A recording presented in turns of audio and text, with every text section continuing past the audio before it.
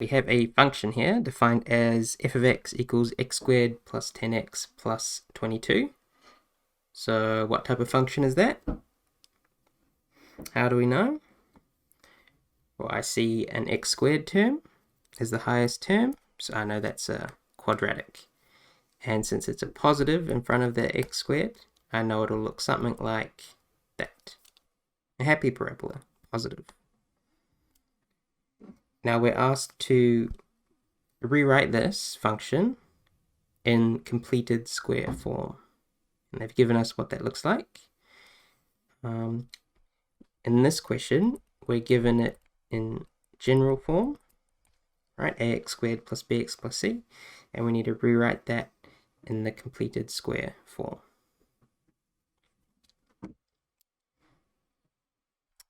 And they've specified that a and b are integers, right? Whole numbers. So no fractions allowed.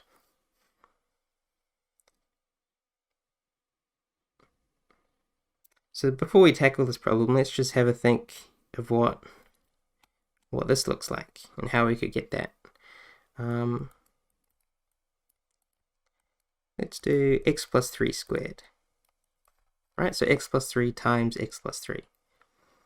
If we just expanded it out, we would get x squared plus 3x plus another 3x plus 9.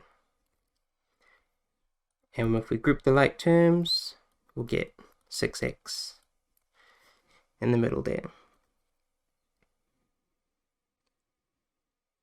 So notice how this number here, 3, is actually exactly half of 6 after we expanded it and then grouped like terms. So if we work backwards here in our function, we have 10x, so we know that this a term must be half of that, so it must be 5. So straight away, we could write x plus 5 squared. Because we know when we expand that, we will get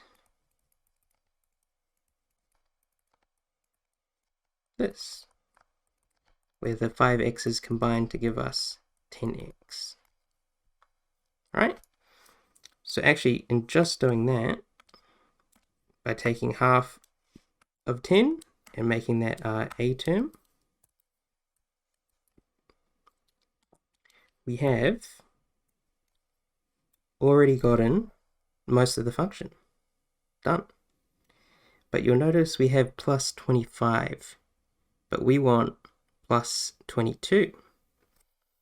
So to get 22, we will need to take away 3. Take away 3. Because again, finally, we would be left with our original function. So to complete the square, we took half of the middle term. That was our a term. We expanded and then realized, okay, we need to take away 3 because we got 25, but we actually needed 22. And so minus 3 is our b term. And this would be our final answer. And 5 and negative 3 are both integers.